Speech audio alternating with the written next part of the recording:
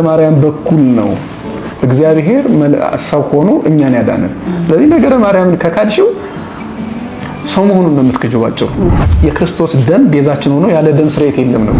ጳጳሳቱ ነቅተዋል፣ የቀሩን እነ ከሌ ናቸው የሚሉ አይነት ድምጾች እንሰማለን። ሞኞች እንደሚሉት ወይም ደግሞ በጥላቻ ያበዱ ሰዎች እንደሚሉት እግዚአብሔርን የሚስተካከል ክብር አላት ብለን አናምንም። ቤተክርስቲያን እንደዛ አይነት አስተምሮ የላት።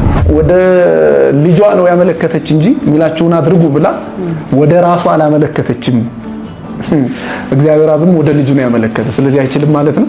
እናት የሌለውን ጌታ ፈልገን ቢሆን ኖሮ ሳይወለድ ያድነን ነበር።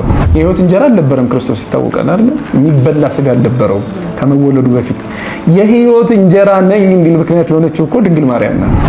ብዙ ጊዜ ቤተክርስቲያን የውስጥ ችግሮች ሲፈጠሩ የተወሰኑ ችግሮች እንበላቸው የተወሰኑ ነገሮች ሲፈጠሩ ከቤተክርስቲያን ውጪ ያሉ ሰዎች የተለያየ ሐሳብ አስተያየት ይሰጣሉ ቤተክርስቲያናችን ላይ። ጌታ የሆነን መድኃኒት የሆነን ቤዛ የሆነን በእሷ ስጋ ነው። ስሙ ክርስቶስ ሳይባል ወልድ ተብሎ ቃል ተብሎ አምላክ ተብሎ እግዚአብሔር ተብሎ አለ። በአንድነት በሶስትነት ተመስግኗል። ከድንግል ማርያም ሳይወለድ ግን አላዳነንም። የኛን ቴዎሎጂ ከእመቤታችን ብቻ ጋር የሚያገናኙት ሞኞች አሉ። አይደለም። ሰውነትን የካደ ኢየሱስነት ደግሞ የለም። ኢየሱስ ማለት ከሁለት አካል አንድ አካል። የጠጣነው ደም የተቀዳ ከድንግል ማርያም ነው። ድንግል ማርያም ማለት ለጠጣነው ደም ጽዋችን ናት።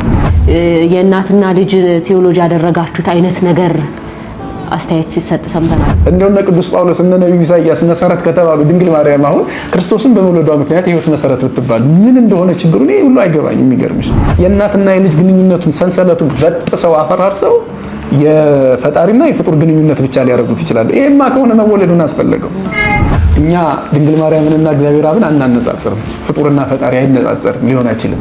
የኢየሱስ ክርስቶስ ደም ከኃጢአታችን ያነጻናል እያሉ ሐዋርያት የጻፉት ከድንግል ማርያም ሲወለድ ነው። ምክንያቱም ቅድመ ዓለም ከአብ የተወለደው ልደት የሚፈስ ደም የለውም። ድንግል ማርያም ክርስቶስ እናት አድርጎ ሲመርጣት በማህፀኗ ሲያድር ከስጋዋ ስጋ ከነፍሷ ነፍስ ነስቶ ነው። ኢየሱስ ብለን የምንጠራበትን ስም ያገኘነው ከሷ ሰው ሆኖ ነው፣ ከሷ ተወልዶ ነው። የኢትዮጵያ ቤተክርስቲያን ሰዋዊ ቴዎሎጂ ነው ያላት። አምላክ ሰው ሆኖ ሰው አምላክ ሆኖ የዳንባት የድህነታችን መጠንሰሻ ደግሞ ድንግል ማርያም ናት። ስለዚህ የልጅሽ ወይም የአበባሽ ደም የዓለም መድኃኒት ሆነ። እናቱን አናመልካትም፣ እንወዳታለን። ያዳነን ደግሞ በሷ ስጋ ነው።